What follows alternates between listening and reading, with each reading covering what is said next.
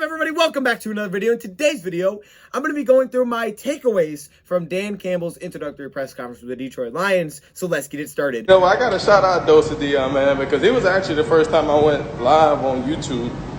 And, you know, guys don't know DoseOfDion. He put out a lot of good content for the Detroit Lions. All right, now before we get this video started, I just want to give a shout out to the two new members of the channel. Shout out to you guys. Welcome to the squad. First off, James Armstrong, the new All-Pro member. Shout out to you, James. What's good, man? And also, Navilio Naeem. Did I say it? I'm sorry. The Hall of Fame member, Navilio. Hey, if you want a DOD mask, man, email me, dosebegaming@gmail.com. That's for all Hall of Fame members out there. Shout out to you guys. I appreciate it. Enjoy the video. Your name might not be on the end yet because I may not have changed it yet, but it will be soon. Enjoy. Welcome, everybody, to the video. Glad you guys are here. And we're back for my takeaways. Now, hey, man, look, if you guys have not seen this interview, you can go check it out on the Detroit Lions YouTube channel. But, man, this was entertaining. No question about it. Dan Campbell did not disappoint. It was entertaining. He said some things that I didn't think that he would say, but it was fun to watch. And even though it was about an hour and a half long, which was very long, it didn't seem like that long because it was fun to listen to. For me personally, it was fun to listen to. I laughed a couple of times. He threw his jokes in there. Like I said, he said some things that I wasn't expecting him to say, but it was fun to watch and it was fun to listen to. So shout out to Dan Campbell for making it very entertaining. Let me just say this before we really get too far into this. I'm doing my best to be cautiously optimistic. Being a Lions fan, you know, you have to kind of do that. I do like this hiring because I love the fact, you know, you guys know I like this hiring, right? He's got some experience. He's not a former coordinator. I like that. But if this works out, let's be honest here. If this works out, if he's able to somehow turn around the Lions, yeah, anybody would go down as a legend, right? But if this works out, this presser, this introductory presser will go down as legendary. No question about it. No question about it. This was just not something that I've seen before. And it was a great change of pace from what we've gotten before. It was different, and it was entertaining.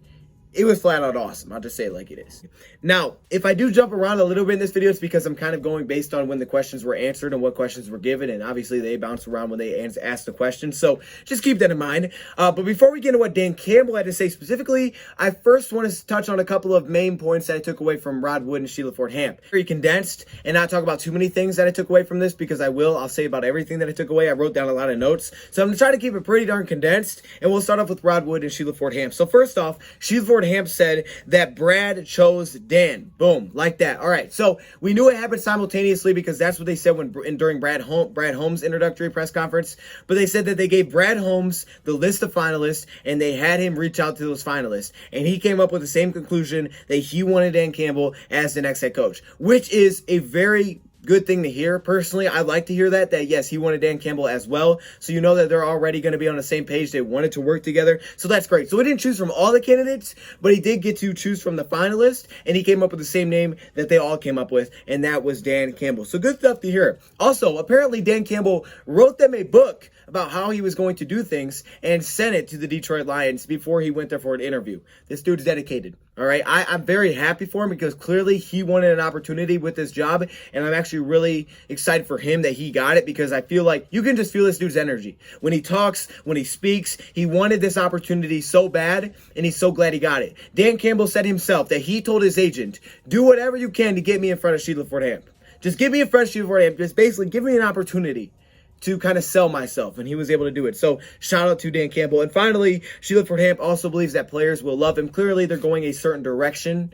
with this new regime of how they want players to respond. And that's the one thing, like I said, that kind of sold me on Dan Campbell was just the way that he approaches, you know, players, just the way that he approaches people to get the best out of him and how important he knows that is. That sold me on Dan Campbell personally. Now, obviously, we need the results because talk is talk. But the way he addressed the coaches speak, I think was hilarious, and we'll get to that in a second.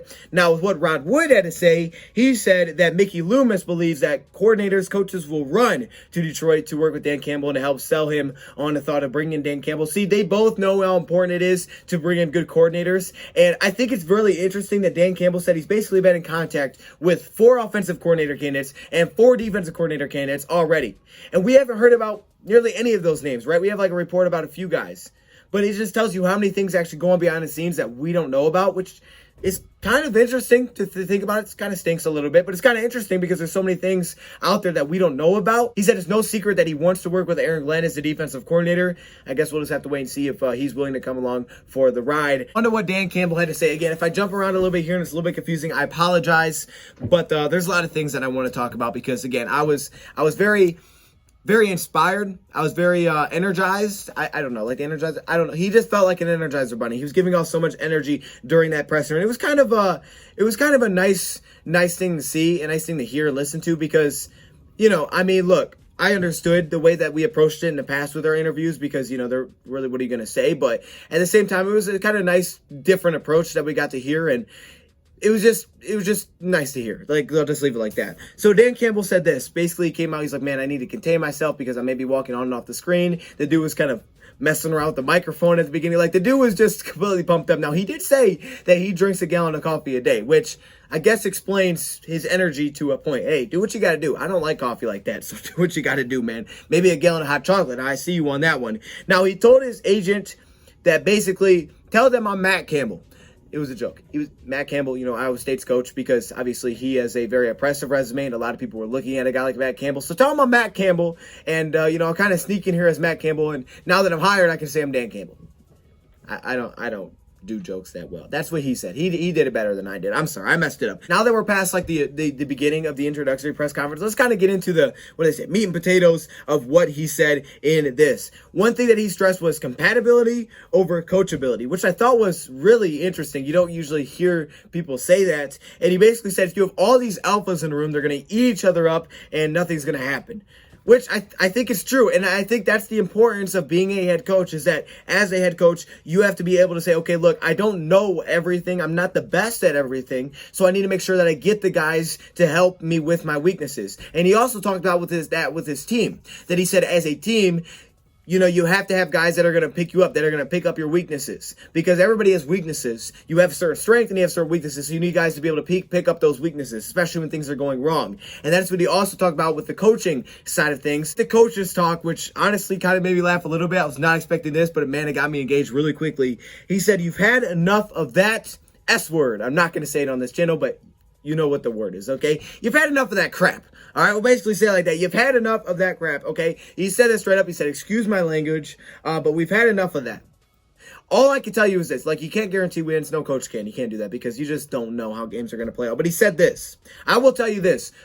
And man, he explained it way better than I did. But basically, we're going to kick you in the teeth.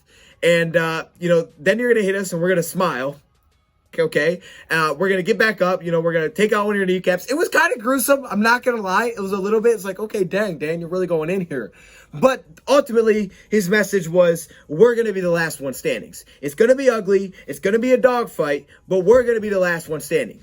We're going to be the last one standing out of this match, which is what you want. That's the kind of mentality that he said the Detroit Lions are going to bring. He said, we're going to try to bring the mentality of the city into basically the football field, and that is that we're going to fight, we're going to be the last one standing, be attacking identity, but when we do get knocked down, we're going to get back up, and we're going to keep fighting, and we're going to keep punching away at it, and eventually we're going to be the last one standing. And he said, if we do lose, we're going to be competitive. That way, when we get an opportunity to face that team again, they don't want to face us again. Personally, like I said, after what transpired for the last couple of years here, sure, Lions fans were kind of grateful to hear what he had to say. Like, hey, I don't want you to be sold on me already as a head coach because there's things that I have to prove. But he's like, dude, you guys are probably tired of all that coaches talk.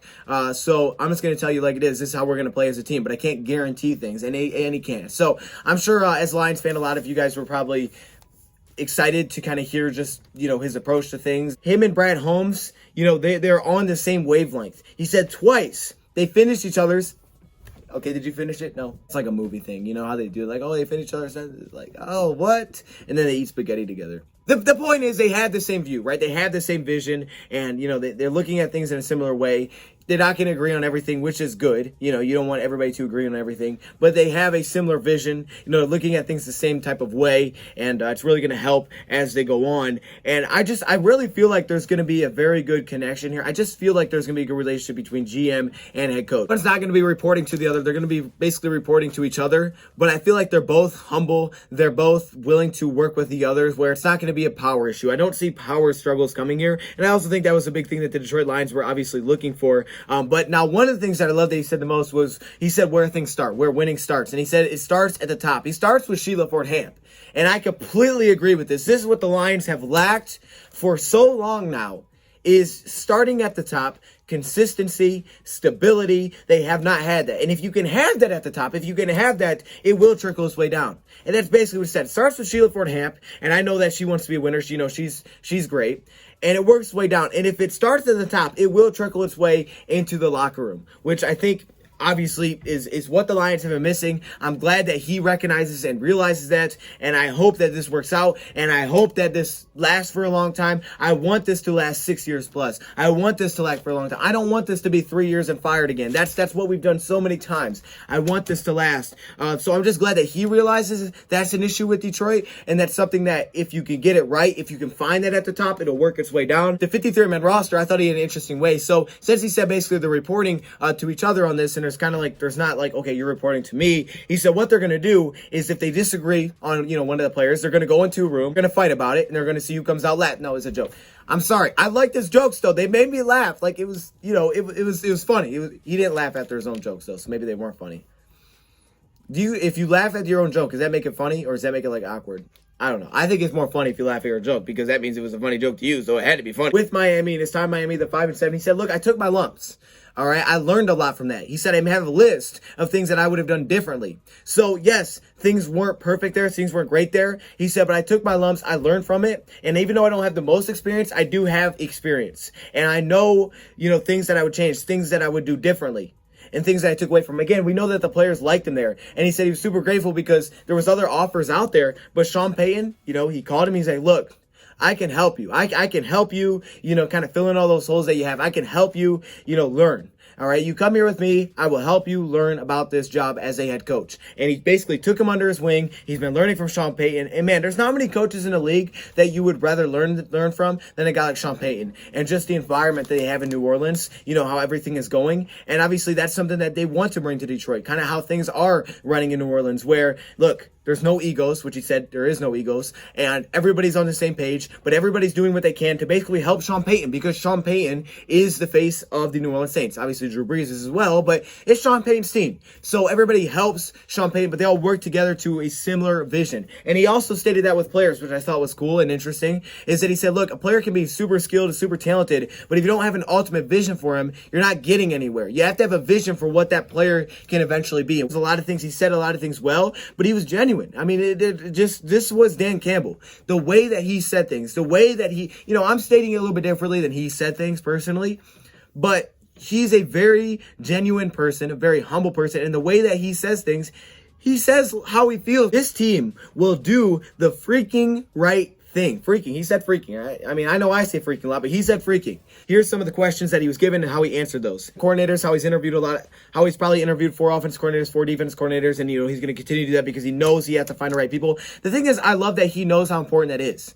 He understands that it's super important that I hit on those guys because I need that. Again, I'm not the smartest X's and O's guys, but I know that I can work with others. I'm willing to work with others. And if I can find the right guys for that, they do their job. Because, look, I don't know everything. I don't need to know everything, though. I just got to find the right guys that know their things, right? That know their stuff. They got offense coordinator that knows his stuff. The defense coordinator that knows his stuff. Because I don't need to know all of that personally. I just need to be the leader. I need to be the guy that sets the example. One thing that I loved about his philosophy was he said that his philosophy, obviously, he wants to run the ball because he thinks it sets the tone, but he doesn't want to run the ball 50 times, and he doesn't want to throw the ball 50 times. He said his philosophy is pretty simple.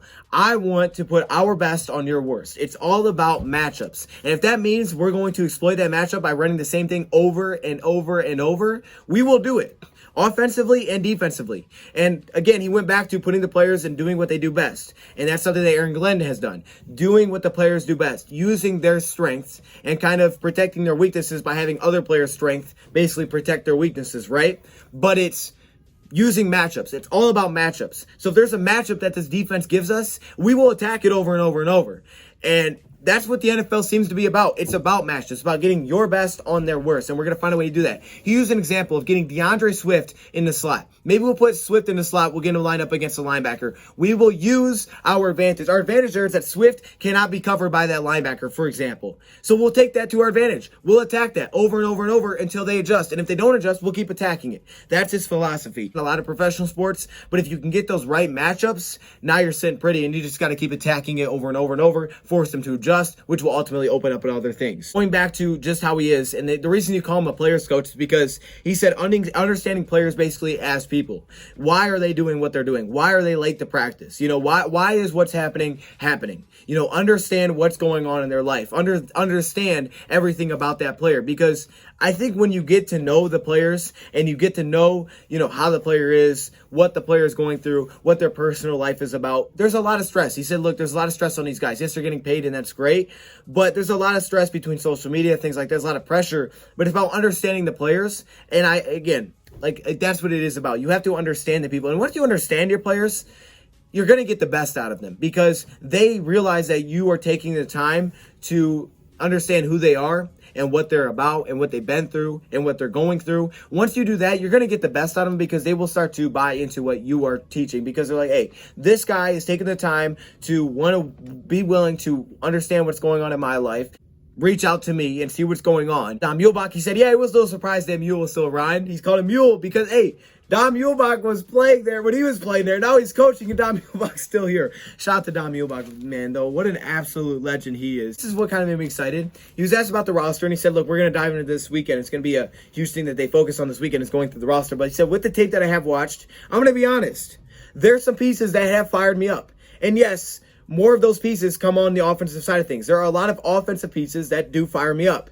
And when he said, you know, kind of like the Brad Holmes, that we're going to try to be competitive in 2021, because you're always trying to be competitive. And like I said, look, NFL seasons can flip so quickly. You know, 17 games now, not a lot of games. A couple of plays can change a game.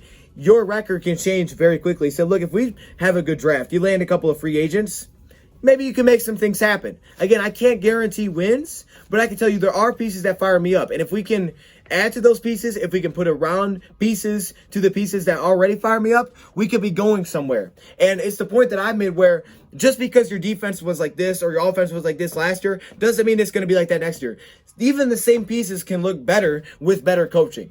Better coaching makes the same pieces look better than what they were. So I'm hoping we get that out of Dan Campbell. But I wholeheartedly believe that. On Matthew Stafford, I probably haven't even talked to Matthew yet, but he said he's a stud. He's one of the toughest quarterbacks. He's talented. He's a team guy. And I think it's important that he said he's a team guy, because that's the kind of player that he's looking for. Again, no ego players. We know Stafford's not like that. We don't know what he's looking to do with that. I'm not sure what he's looking to go with that. A lot of the roster questions he was given, and Brad Holmes given as well, it's very tough for them to answer those. I think, one, because they're so new to it and they're still trying to learn things. They're trying to figure out what they want to do with it. But also, even if they did know, they probably wouldn't tell you either. The thing is, like with the quarterback position, a lot of times first-time head coaches do like to have that stability there. But you never know. You really do never know, because he does have a little bit of experience. So we'll just have to wait and kind of see, because they're going to do whatever they think is the best for the team. The way he spoke of it makes you think that he's going to stay here, still believe he's going to be here. Now, when he did talk about some of the pieces that fire him up offensively, what pieces do you think those were? Okay, T.J. Hawkinson, right? The former tight end. He's the former tight end. Hawkinson, Hunter Bryant, maybe even Jesse James. Of course, DeAndre Swift. You already brought up DeAndre Swift. Potentially, if some of these receivers return, maybe the quarterback. So, there's pieces on this offense. I think the offensive line, honestly, for the most part, is pretty exciting, because you have a lot of those guys locked up for the future. There's a lot to be excited about with this offense. Defense, a few pieces. But to use straight up and honest, it's a lot of the offensive pieces that I'm excited about. So, kind of knew that the Oklahoma drill was kind of be brought up. And he said, look, here was my Oklahoma drill. It was one-on-ones. It was someone snaps the quarterback the ball, but it was tackle versus defensive end. It was one-on-ones. He said, I think if you put players in a one-on-one situation where everybody around you is watching, it brings the best out of them. And if they don't bring the best out of them, they'll get exposed, but they'll understand that and they'll work on it, and they won't want to have that happen again. And it's big because it shows up in the biggest moments. He says you could be a talented player, play great for most of the game, but when it matters most, are you clutch? Are you showing up when we need it the most? that's what one-on-one drills he believes can bring out of players. It's a lot when your teammates are watching. It's something about it that puts a lot of pressure on you, and it almost puts more pressure on you than it does at game times. And I completely wholeheartedly agree with this. I know that when you have all of your teammates watching, and it's you against someone else, or it's just you, in a certain situation, everybody's watching, and it puts a lot of pressure on you. And you either bring out the best in yourself and you go and make a play, or you get exposed. Everybody sees it, because not everybody's off doing their own thing. Everybody's going to see you get exposed, and you're not going to like that feeling, and you're going to make sure that when you come back, that won't happen again. So that's the kind of competitive nature that he's going to bring to it. And so kind of to address the Oklahoma drill and what was told about what he did with Miami, and that's something that he's going to bring to Detroit, no question about it. But he wants to deliver a message of hope. And he said, look, the standard right now in the North, it's Green Bay. We all know this. And I like how he was afraid to address it. Well, NFC. No, the standard is Green Bay, right? They're in the NFC Championship again. They're in your division. You're trying to win your division. That's where it starts. We haven't won our division. Not won the NFC North. We have not won the North, the new North, without Tampa Bay in it. So the fact is, the standard is Green Bay. We win the division first, we start getting further than that. But our standard is, we have this team in our division, we play them twice. We got to go beat this team. All right? You go take that team head on, and you have that opportunity to play them 2 times. You have the opportunity to do it. They're not impossible. We've beat them before. That's where you start. You start by trying to win your division. The Lions haven't done that. And obviously, I completely agree that, and he understands and he agrees that, look, you got to go do the things on the field. He doesn't want you to be completely sold yet because he has to go prove things on the field. But without question, it was fun to listen to, and it was definitely a nice change of pace. Just how genuine he was with every single answer. I mean, I feel like this is the type of guy that he's going to tell you what he feels, and he's going to tell you what he knows. And if it's an answer that he doesn't want to get into, he won't get into it. And I respect that 100%. You don't have to answer every question. Some questions you're not going to answer. Just out of respect for other people. But he's willing to go out there and tell you how he feels about certain things and the way that he wants to go about certain things. It was an entertaining presser. I'm excited to have Dan Campbell. I love what I'm hearing from him just based on introductory press conferences and just based on his past press conferences, just the way that he approaches things. Again, I think the way that he approaches his players, the way that he's going to try to figure out how to make them tick. He's all about humans and, hey, how do players respond? Some players respond to this, some players respond to that. But it's about making sure you know every player individually and getting the best out of them. And that's, I think, what the best coaches do. I completely agree. I mean, look, X's and O's, all that stuff's great. You can be so smart. But if you don't get the best out of your player, none of that's going to matter. And if you can bring the best out of your player by knowing what makes them tick, what makes them the best, is that kicking them in the butt? Is that picking them up? Is that patting them on the back? What is that? Because every player is different. And if you can figure out what it takes to bring out of the best of a player and bring in those positive vibes because every player plays for you because you're willing to put your time in to learn about the guy, and you have respect for those guys, they'll have respect for you, they'll play for you, and you'll get positive vibes, and things will come around. And I think that's one thing that Caldwell did very well. Caldwell wasn't the best X's and O's guys. And look, we didn't build the best thing here, but there was no question that people liked him. And we heard that after he left. People liked him. Harry Slay said it. Look, he had more rules than what Matt Patricia did. But he was respectful, and he got to know you as a person. And if Dan Campbell is willing to get to know you as a player, and if Dan Campbell is willing to understand what gets the best out of who, then that'll make the Lions that'll help this Lions organization that's kind of a mess right now. And that's why I don't buy into, hey, you were this last year, so you're going to be on that same path. Nah. Year by year can change the NFL just like that. Just like it did for Cleveland, just like it has for us. It can change very quickly. So I don't buy that this is where you were, this is your pace, this is where you're going, this is where you're trending. You can't be turned around the year. I don't buy that.